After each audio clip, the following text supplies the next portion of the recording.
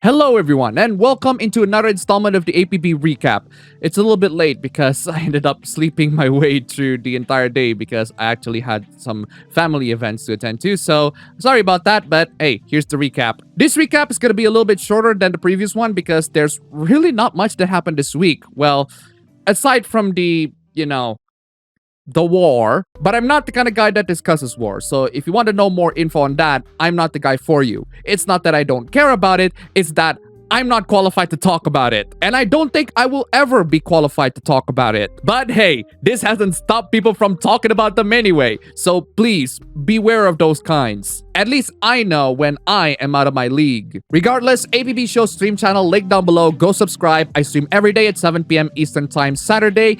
This recap is going to be more concise, but also advertiser friendly. So no cursing and swearing and all of that. The stream will be more raw, more genuine, more cursing, and not to mention, more Hooplas. So if you're into that, then the stream is for you. Links down below. Without further ado, let's get into some of the Hooplas. Ah, yes. This is one of those Hooplas that just absolutely baffles me. So Aloy, the protagonist of the Horizon games, is featured in the Vanity Fair Magazine.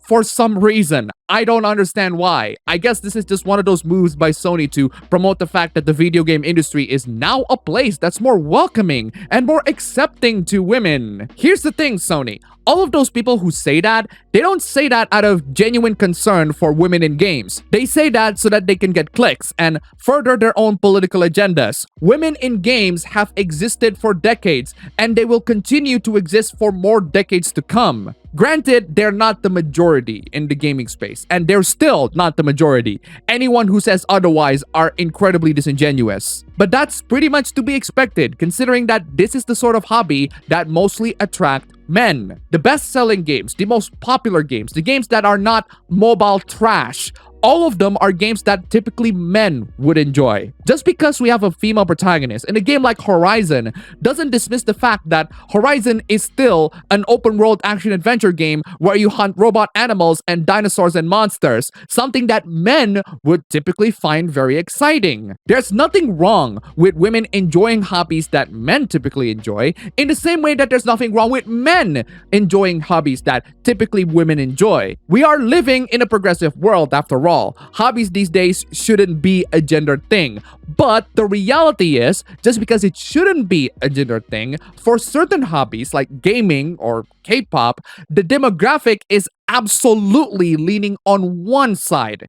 And it's gonna stay the same as time goes on. And yet, gaming is one of those hobbies that always become the biggest target for progressives. You don't see progressives talking about how K-pop stans are mostly women and we need more men in the space. But you do see them talk about how most gamers are men and we do need more women in gaming. It's really bizarre. I mean, people don't just go to popular hobbies that are filled with a certain type of demographic and complain about how it's lacking another side of them. I certainly don't want to tell K-pop stans that they're lacking men in the space, or that K-pop boy bands are objectified and sexualized and degrading to men in general.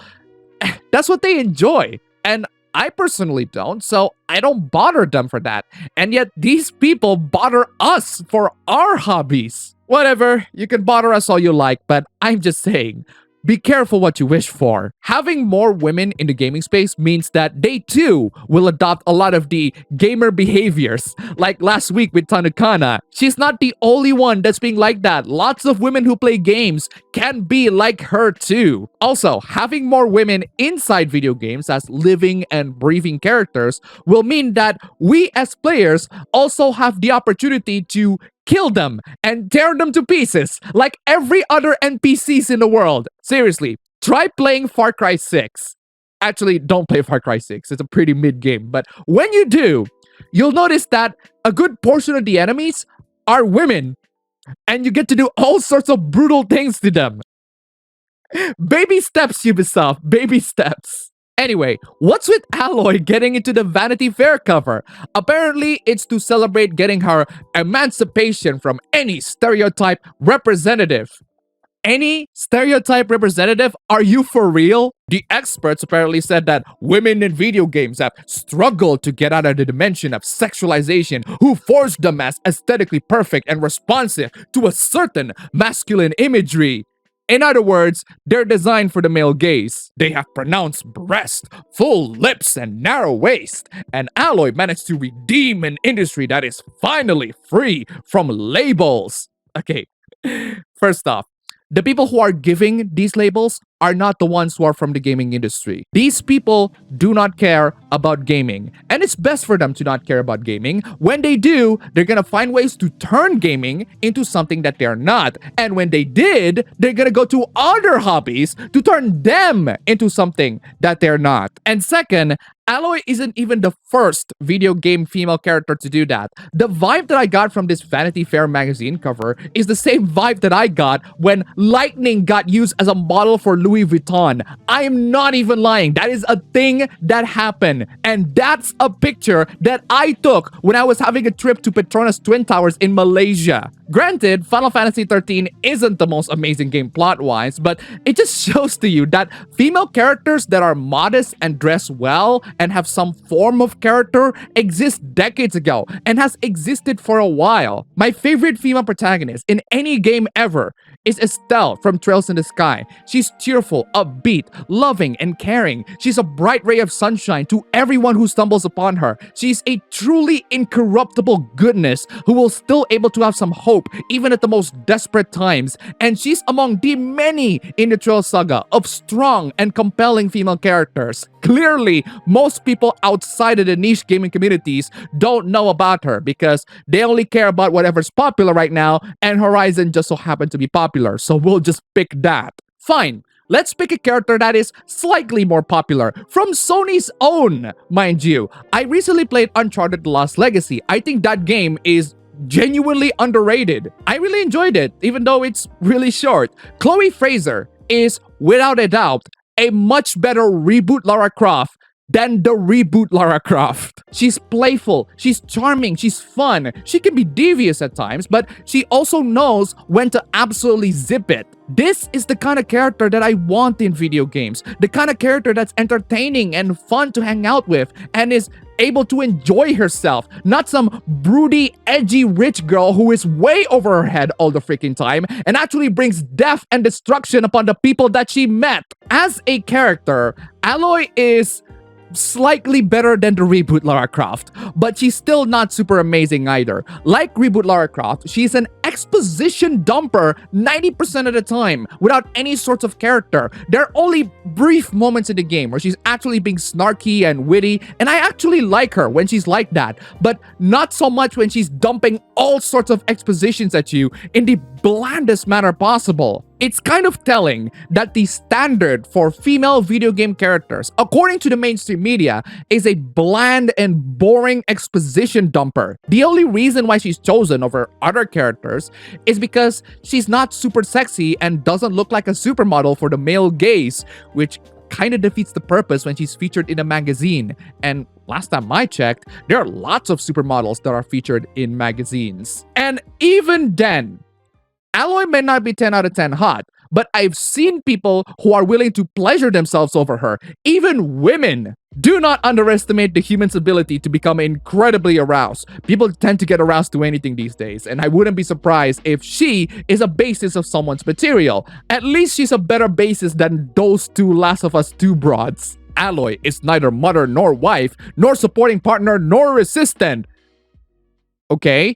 Are you saying that women in games have been nothing but those roles? Are you saying that women in games cannot be good as those roles? That's the implication that you're giving to me with that statement. If you want another example of an excellent female character, again, from Sony's own, mind you, Freya from God of War 2018. She's an amazing character and an excellent mother figure despite her massive flaws. There's really nothing complicating about Aloy. She's bland and boring. She's just an exposition dumper protagonist who is capable of fighting, granted, but that's about it as far as character development goes. I think I said in my review of how the game focuses on Aloy as a character initially, but as the game goes on, it mostly focuses about the world and it just gets less and less interesting. I love when games focus more about the characters instead of the world, and it's one of the issues that the reboot Tomb Raider also faced, in that it's mostly focused about the world rather than the character. I played through these games and I wasn't impressed with the story. I don't think the second game is going to change my mind about it, and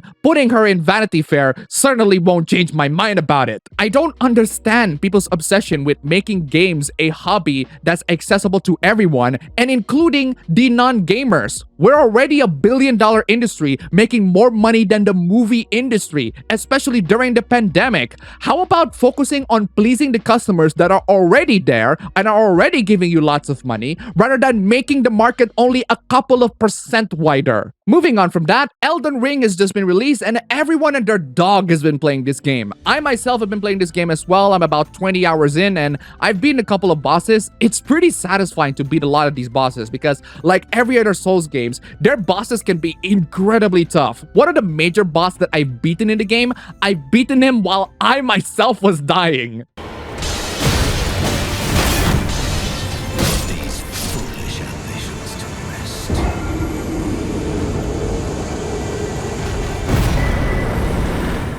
And yes, that counts. I still got the achievement.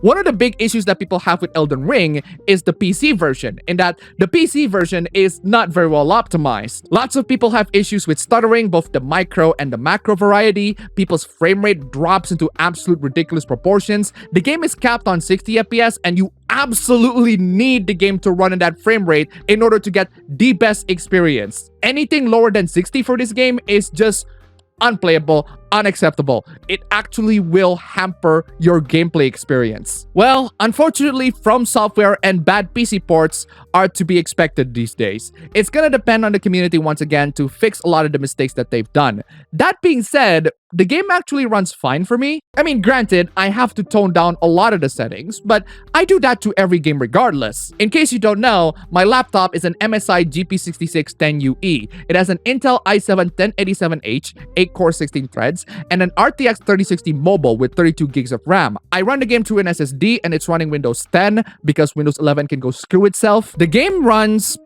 perfectly fine to me, and I actually have the stats to prove it. I'm fighting against this boss and it's 60 FPS smooth, not a lot of drops. Maybe on levels that are more graphically intensive, but that's to be expected. As for the settings, I maxed out some, but I also lowered some of them as well. I mean, no one needs super high quality grasses or shadows or volumetric lighting. Medium is fine by me. I also don't need motion blur or depth of field. I turn those off as soon as possible. I do need higher quality textures because, shock of all shock, I see game textures all the time, and the game runs fine on my laptop. Unfortunately, due to the situation right now, prices for GPUs are still way too high, which is why I propose people to get themselves either a gaming laptop or even a pre-build. The prices of those are at least not as bad as trying to build yourself your own system and buying a GPU. I've heard news that GPU pricing is going down. Hopefully it does, but it still sucks for everyone. At the moment, right now, as I'm speaking through the video, the prices are still not very good. So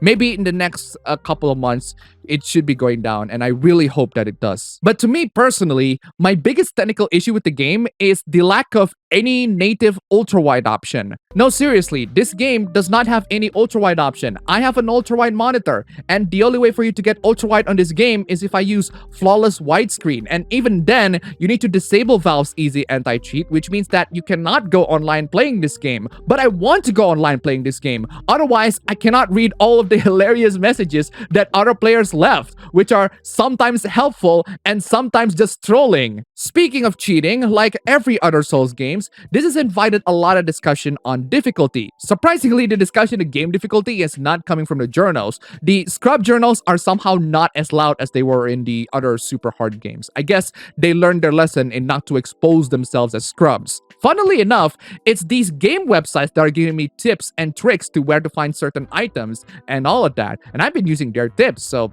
thank you so much for that. Or at least to the writers who are actually competent. Okay, there's one journal that talks about how the game's character creator doesn't have features to make black characters. Okay. Instead, the scrub discussions are actually coming from the randos online. Some people have an issue with the game for not telling them where to go and not having any quest logs or markers in this big open world game. you of all people should know that the series is not very good with guiding people in general. You will have more people online telling you where all the secret places are rather than the games themselves. Besides, going online to find the guides is, in my opinion, the best way to learn about the game and trying to get good to beat a lot of the game's mechanics. So if any of you are complaining about lacking quest markers, go explore around and please, touch some grace. There are some people who complain about the game's difficulty. Some of the responses are from trolls, so you gotta be aware of which responses to pick, but some of these trolls do echo a lot of the common sentiments that these scrubs have in regards to the game, like the game being way too difficult or too punishing. People play games because they want to relax, not stressed out. Well, here's the thing, some people actually use the Souls games to relax. They like the brutal difficulty, and they can also waste lots and lots of time grinding the enemies in the same area and getting better stats while they're listening to some random podcasts or YouTube videos. That's me, I do that. Relaxation is subjective from person to person, granted. Some people relax by trucking from one place to the other, others relax by beating the crap out of undeads and monsters. But if you already got a taste of the game's difficulty and you want to play God in the game's world, get the PC version of the game. You can use all forms of external tools and softwares like Wiimod or Fling's Trainer to cheat your way through the game. If you just want to explore and enjoy the environment, or if you want to actually roleplay and play dress up while still feeling super powerful, get the PC version and grab some trainers instead of whining on the internet for easy modes. I feel like those kinds of people are only in here to get angry rather than accepting any forms of solution to their anger. Well, if you want a solution to that, either get good with the trainers or get good in general. Or simply don't play the game. Play something else. Seriously. And that's pretty much all the major hooplas that I think are worth discussing from last week. Not much, but well, what can you do? I just want to say that the world has been an incredibly dangerous place to live, and people are struggling their hardest to survive. Please, for the love of all the gods in the world, stay safe and don't lose hope. There are lots and lots of great things to look forward to, and I don't want you all to miss it. That's all for the video today. If you like it, you can go ahead and click the like button and subscribe for more. If you wish, you can support the channel through the links down below. Stream channel also links down below. Go visit that, go subscribe, and thanks for watching.